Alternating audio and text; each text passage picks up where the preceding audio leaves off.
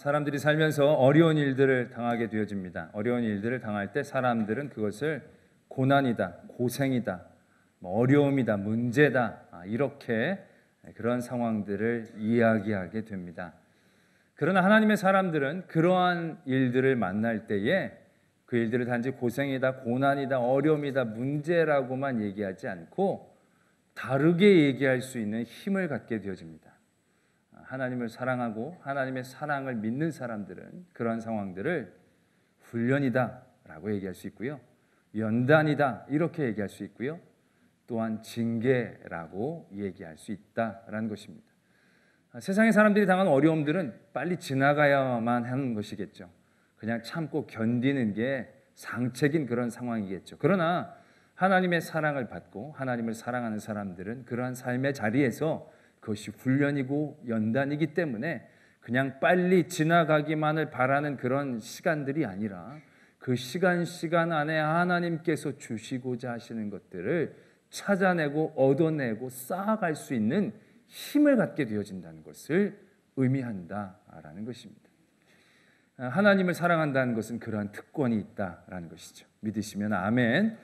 오늘 말씀이 그걸 분명히 이야기하고 있습니다. 이 히브리서는 믿는 것 때문에 고난을 당하는 사람들에게 권면해주고 믿음을 더욱더 세워주기 위하여 적혀진 말씀입니다. 그리고 오늘 우리가 12장을 읽었지만 11장에는 어떤 얘기들이 있냐면 예수님을 믿는 것 때문에 당하는 고난에 대한 모습들이 많이 적혀져 있습니다. 조롱과 채찍질, 결박, 옥에 갇히는 시련, 돌로 치는 것, 톱으로 켜는 것, 시험과 칼로 죽임을 당하고 궁핍과 환난과 학대를 받는 것. 그 당시에 예수 그리스도를 믿는 사람들이 그러한 믿음을 지키기 위해 당했던 많은 환난과 어려움들의 모습들이 11장에 적혀져 있습니다. 그리고 나서 12장에 그들이 당한 그런 환난에 대하여 해석하고 계십니다. 그건 징계다라는 것이죠.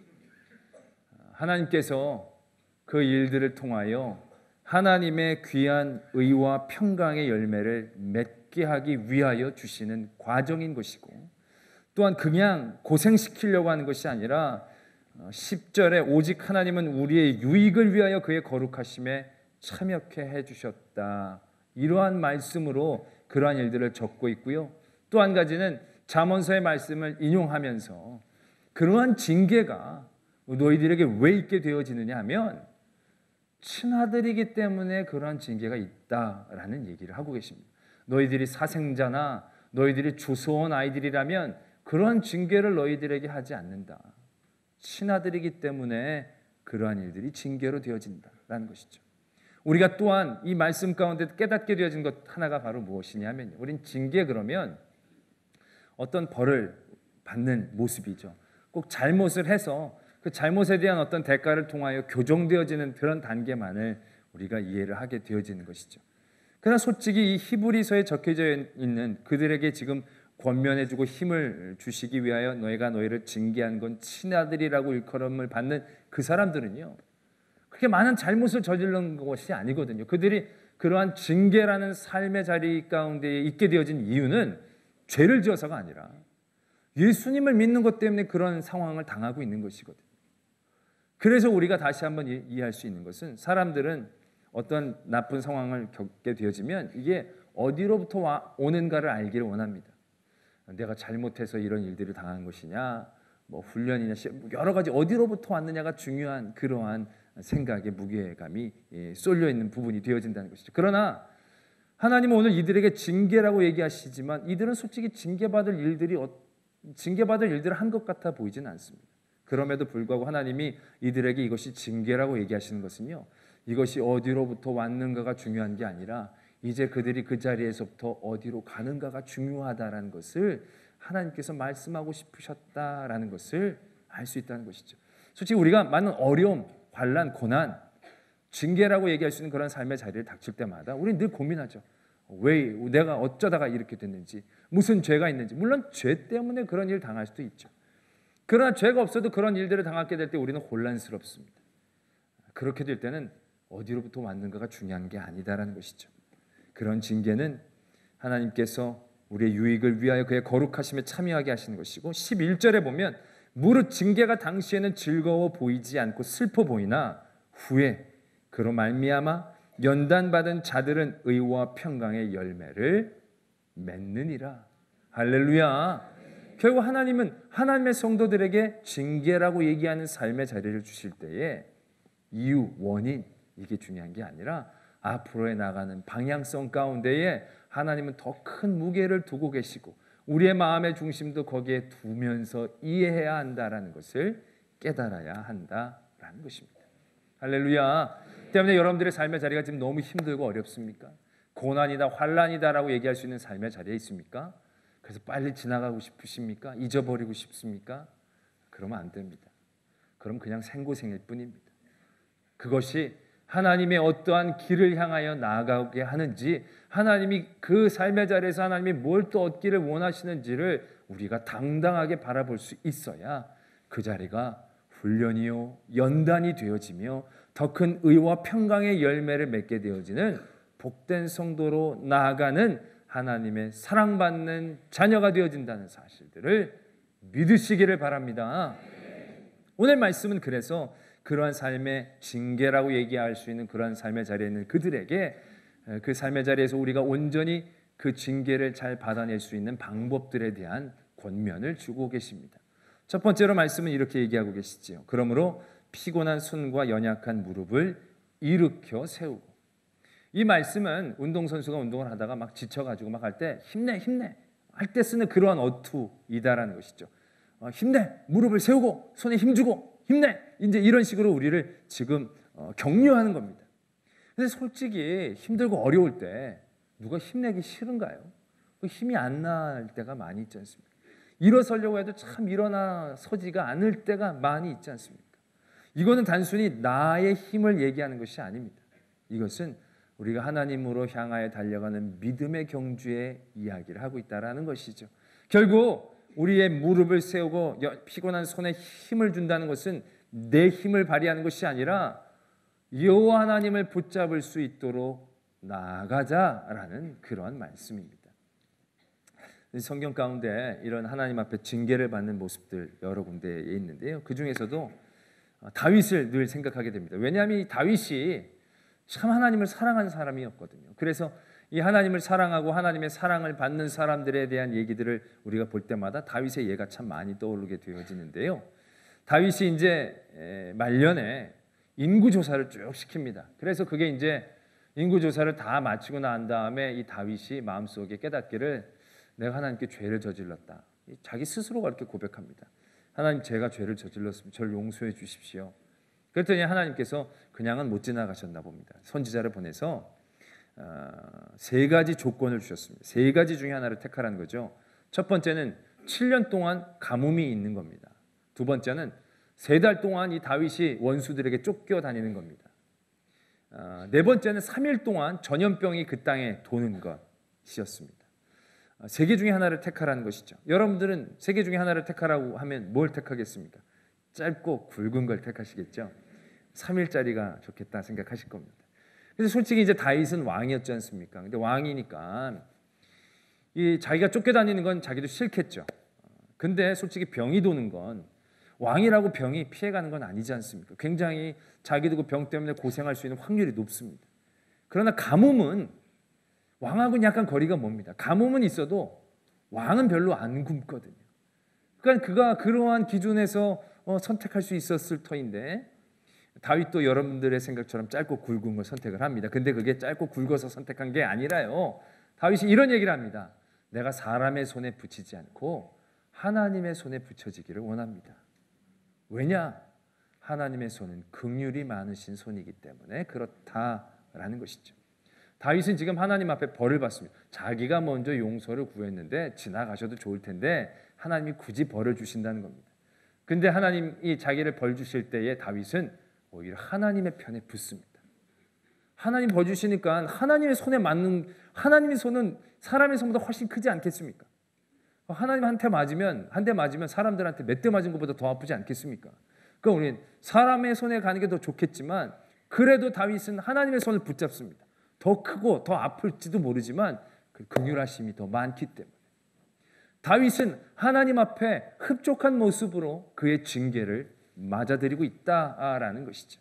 우리가 자녀들을 훈계할 때도 그렇습니다. 여러분들이 이제 자녀를 키우시는 분들, 키웠던 분들을 다 기억해 보시면 아시겠지만, 이게 저도 이제 아이들한테 너 잘못하면 이제 몇 대 때리겠다 이제 얘기를 하죠. 잘못을 근데 저질렀어요. 근데 10대 때리겠다라고 얘기했으니까 10대를 때려야 됩니다. 너 10대 때린다, 10대 맞아라. 그럴 때 우리 아이들이 무릎에 힘을 주고 손에 힘을 주고 10대를 능히 받아내는 거, 그게 아버지가 원하는 모습이겠습니까? 아버지가 10대 때릴 때까지 꽉 깨물고 가만히 참고 이러면 10대 때리고 싶은 게 20대까지 가고 싶은 마음이 들 때가 있다라는 것이죠. 솔직히 부모가 훈계할 때 원하는 마음은 그의 손과 무릎에 힘을 줘서 아버지한테 매달리는 거거든요. 못 때리게 아버지 용서해 주십시오. 솔직히 아버지가 때리는 게 목적이 아니라 애를 교화시키고 또 안 하겠다는 확답을 받는 거니까 한 2대 맞고 살살 빌면 아버지도 물러나갈 길을 줘야 될 텐데 가만히 자기 무릎에 힘 주고 10대 끝까지 하면 아버지 7대 때리다가 10대까지 너무 미안하고 뭐 안 할 수가 없잖아요. 그게 참 곤란하다라는 얘기죠. 솔직히 하나님 아버지의 마음도 우리에게 징계를 베푸실 때에 그런 마음을 우리들에게 원하시지 않겠냐는 거죠. 벌을 받을 때 맞아, 내가 잘못했습니다. 벌 달게 다 받겠습니다. 그러면서 막 혼자 버티는 게 아니라 하나님 잘못했습니다. 하나님 용서해 주십시오. 우리의 방향성이 오히려 하나님 아버지를 더 굳게 잡는 그러한 모습을 보이시기를 원하는 것이 하나님 아버지의 마음이시지 않겠나라는 것이죠. 때문에 오늘 징계를 받는 자들이 그 징계를 받을 때에 연약한 무릎을 이렇게 세우고 피곤한 손을 이렇게 세운다는 것은 자기 힘을 내는 것이 아니라 하나님 앞에 향하기에 연약해진 무릎을 세우자라는 얘기죠. 성경에 많은 하나님의 사람들이 하나님으로부터 징계를 받을 때 그들이 하나님 앞에 가장 흡족한 모습으로 반응한 것은 징계를 달게 잘 끝까지 받아낸 게 아니라 하나님 앞에 돌아오는 모습이었다라는 것이죠. 하나님은 그들에게 벌을 내리시는 것, 징계로 그들에게 환난과 고통의 시간을 주는 것들은요, 전적으로 100% 돌아오라라는 메시지이거든요. 그렇기 때문에 하나님은 우리가 그런 삶의 자리에서도요, 절대로 낙심하지 않기를 원하신다는 것입니다. 하나님 앞에 향하는 손을 절대로 접지 않기를 원하신다는 것이죠. 우리의 무릎에 힘을 주고 손에 힘을 내어 더 하나님을 붙잡는 것. 할렐루야. 그것이 우리가 징계라고 얘기할 수 있는 우리의 삶의 자리에서 보여져야 되는 첫 번째 단계가 되어진다라는 것입니다. 다윗의 또 다른 여러 가지 징계의 모습 가운데서도 밧세바와의 일 가운데에서도 그가 제일 처음에 한 건 눈물을 하나님 앞에 기도하는 거죠. 이스라엘 민족들이 큰 어려움을 당했을 때도 하나님이 그들에게 원하시는 건 눈물을 흘려 기도하는 것입니다. 그래서 하나님 앞에 더욱더 하나님을 굳게 붙잡는 모습, 그러한 모습들이 우리에게 회복되어지기를 원합니다. 그런데 이건 너무나 기본적인 거죠. 솔직히 하나님을 믿는 사람이라면 이건 다 아는 사실입니다. 모르시는 분들 손 들어보십시오.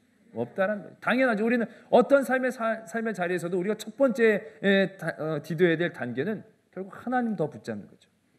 근데 우리가 오늘 눈여겨볼 것은 이 다음 단계이다라는 것입니다. 이건 굉장히 새로운 단계이기 때문에 그렇습니다. 두 번째, 피곤한 손과 연약한 무릎을 이렇게 세우고 말씀은 이렇게 적고 있습니다. 너희 발을 위하여 곧은 길을 만들어 저는 다리로 하여금 어그러지지 않고 고침을 받게 하라. 이 말씀 가운데 우리가 봐야 될 핵심적인 부분은 너희 발과 저는 다리의 관계입니다. 너희 발이 저는 다리냐, 너희 발과 저희 저는 다리가 다른 다리냐, 그 다리가 그 다리냐 다른 다리냐, 이제 이런 얘기이거든요. 보십시오. 내가 징계를 받는 겁니다. 내가 징계를 받고 어려움과 환난의 자리에서 다시금 힘을 내어 하나님을 향하여 붙잡고 하나님을 향하여 나갑니다. 그 다음에 이제 내 발이 어느 정도 떨어져 있지 않겠습니까? 하나님하고. 그러니까 내 발을 고쳐서 하나님 앞에 바르게 서는 것. 이게 이제 우리가 예상할 수 있는 바른 단계인데요. 오늘 말씀은 너희 발을 위하여 곧은 길을 만들라라고 적고 있습니다. 너희 발을 고치라라는 얘기가 아니라 너희 발을 위하여 길을 만들고 저는 다리로 하여금 거기에 어그러지지 않고 그 길을 감으로 고침을 받게 하라라는 얘기죠. 이게 참 해석이 애매모호한 부분들이 있습니다. 그러나 히브리서라는 말씀을 전체적으로 놓고 본다면 분명한 건 너희 발과 저는 다리는 그 다리가 그 다리가 아니다라는 얘기죠. 우리 발과 저는 다리는 다른 다리이다라는 얘기입니다. 그래서 우리는 그러한 징계를 받고 환난과 어려움이라고 얘기할 수 있는 삶의 자리에서 내 발이 바르게 설 수 있는 길을 만들고 그 길을 나만 이용하는 것이 아니라 나보다도 더 어려운 상황 가운데에서 절고 있는 사람들이 그 길을 바라보고 그 길을 걸으면서 어그러져 떨어져 나가지 않고 그 길에서 치유까지 받게 되어지는 것까지 이야기하고 있다는 것이죠.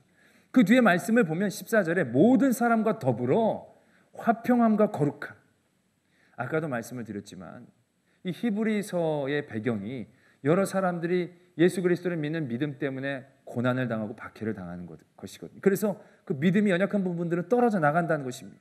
그 다리를 절개하면서 그 길이 어그러지면서 예수 그리스도의 복음의 길 가운데서 어그러지려고 그런다라는 얘기죠. 그런 가운데 그런 징계의 자리를 징계로 받아들이면서 또 하나님을 붙잡고 그 자리에서 어떻게 하나님께 나아가는 길들을 얻게 되어지는지 그들이 거기서 한 시간 한 시간 그들이 겪고 있는 많은 삶의 자리에서의 하나님의 뜻을 받아들이면서 그걸 자기만 알고 자기만 구원받고 자기만 지키는 것이 아니라 그러한 모습을 길로 보여주어서 저는 사람들이 그것을 보면서 나도 힘을 내야겠구나. 나도 저 사람처럼 이겨낼 수 있겠구나 라고 그 길을 가며 하나님 앞에 떨어져 나가지 않고 치유를 받게 되어지는 과정까지, 그 과정까지를 우리가 바라볼 수 있어야 한다라는 것입니다. 이건 굉장히 우리에게 주는 도전이 큰 말씀이다라는 거죠. 우리는 여태까지 내가 징계를 받고 내가 고난을 받고 어려움을 당하면요, 사람이 그런 상황 가운데 있으면 굉장히 개인주의적이고 이기주의적으로 됩니다. 전에도 말씀을 드렸지만 이 세상의 문제 가운데 가장 무섭고 심각한 문제는 암이 아닙니다. 물질이 아닙니다. 관계가 아니라 내 문제입니다. 내 문제. 옆에 있는 사람은 암에 걸려도요, 내가 감기가 걸리면 뭐가 더 고통스럽습니까? 옆에 있는 암이 더 고통스러운 게 아니라 내 감기가 더 고통스러운 거예요. 사람은 자기가 고통과 고난을 당하게 되어지면 자기께 최고인 줄 압니다. 자기가 위로받아야 되고 자기가 고통과 고난의 순간에 들어가는 순간 다른 사람들을 보려는 눈을 아예 다 접습니다. 내가 다른 사람 볼 여유가 어디 있어? 나 살기도 힘든데, 나 견디기도 힘든데 라고 생각을 하게 되어진다는 거죠. 근데 그러면 안 된다는 겁니다. 그건 세상 사람들이 어려움과 고난의 삶의 자리에서 보여지는 현상이지 하나님의 사람은 그게 아니다라는 겁니다. 하나님의 사람이 당하는 징계 가운데의 두 번째 단계, 공익성을 바라볼 수 있어야 된다. 단어가 딱 맞는지는 제가 정확히 모르겠습니다만은 우리는 나의 삶의 어려운 삶의 자리에서 다른 사람들을 바라보는 도전을 해야 한다라는 것입니다. 하나님의 많은 사람들이요, 그들의 고난의 자리에서 이것들을 해왔습니다. 아까 다윗도 하나님께서 다윗이 그 3일 동안의 전염병을 택하지 않았습니까? 쭉 전염병이 돌다가 예루살렘까지 옵니다. 예루살렘을 치려고 하실 때 하나님이 잠깐 머뭇거리신다는 거죠. 그때 다윗이 재빠르게 하나님 앞에 가서 기도합니다. 하나님, 이 모든 어려움들을 나와 나의 집에 돌리시고 이 백성들은 구원하여 주십시오.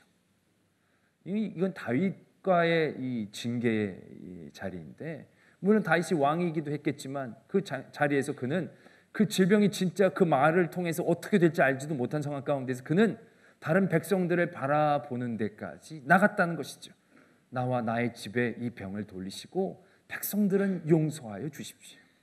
다윗이 그걸 깨닫고 그렇게 얘기하며 그러한 눈으로 하나님의 긍휼하심을 원할 때 하나님은 거기서 그의 징계를 멈추셨다라는 것입니다. 하나님은 다윗에게 징계를 베푸셨고 그 징계에 대해 다윗의 반응에 하나님은 이제 만족하셨다라고 볼 수 있다는 것이죠. 야곱도 그렇습니다. 야곱도 축복권, 장자권 뺏었는데 쫓겨나게 됩니다. 그가 고난과 환난의 자리에 들어서게 됩니다. 그 집을 떠나서 앞으로 어떻게 될지 모르는 그런 삶의 자리로 지금 내몰리고 있습니다. 그가 징계를 받은 거죠. 그런데 하나님이 베델에서 야곱을 만나 주시면서 이런 얘기를 하십니다. 내가 너와 너의 민족을 복되게 하고 그것으로 그치는 것이 아니라 너로 하여금 모든 민족이 복을 받게 해주겠다. 지금 고생은 야곱이 하는 거거든요.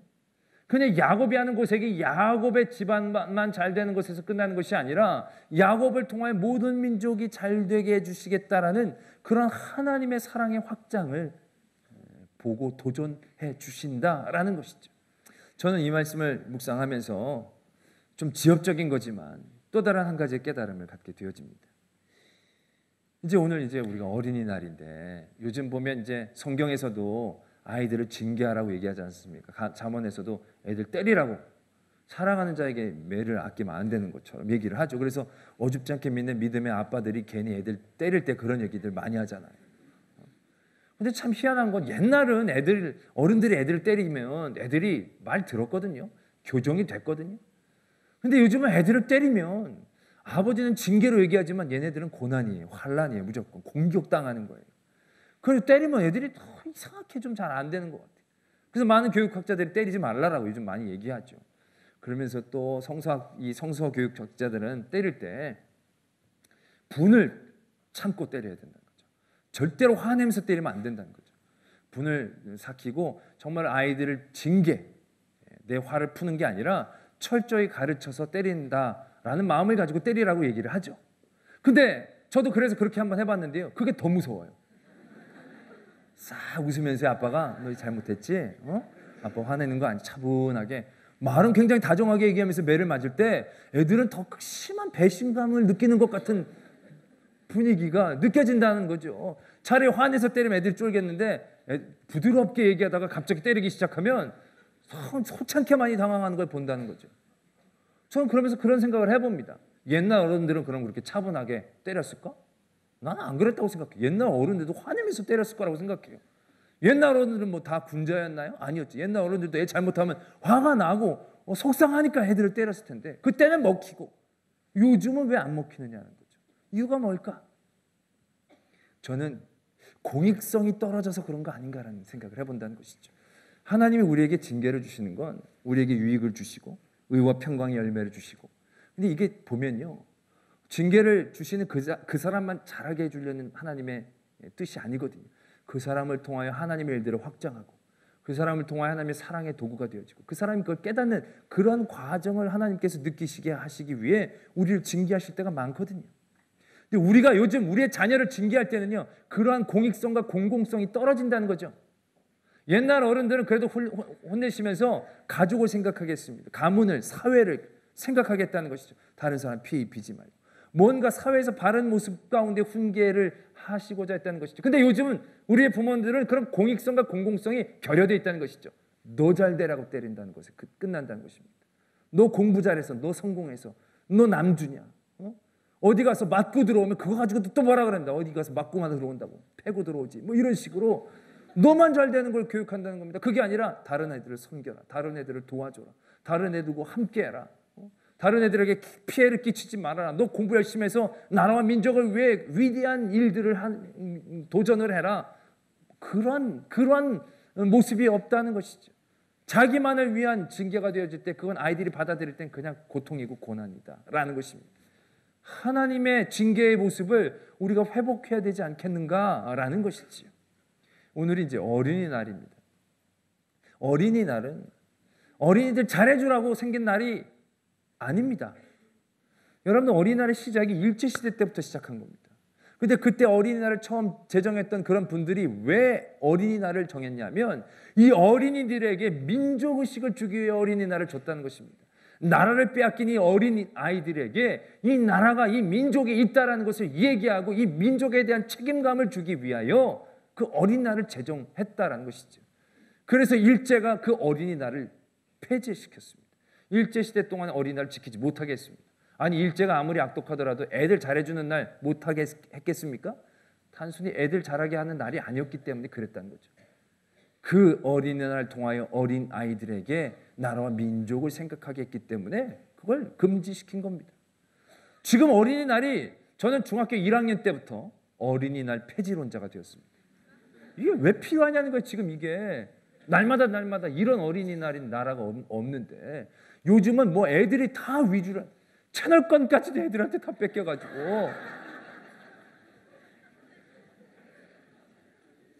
내가 뽀로로를 몇 년 동안 본 줄 아세요? 내가 그 좋아서 본 줄 아세요? 방비대장 뿡뿡이 그거 진짜 내가 몇 년 동안 봤는지. 이게 무슨 어린이날이 무슨 필요가 있어? 근데 우리나라 어린이날 그럼 어린이 잘해준 날이야. 어린이 잘해준 날. 근데 그게 아니다라는 얘기죠.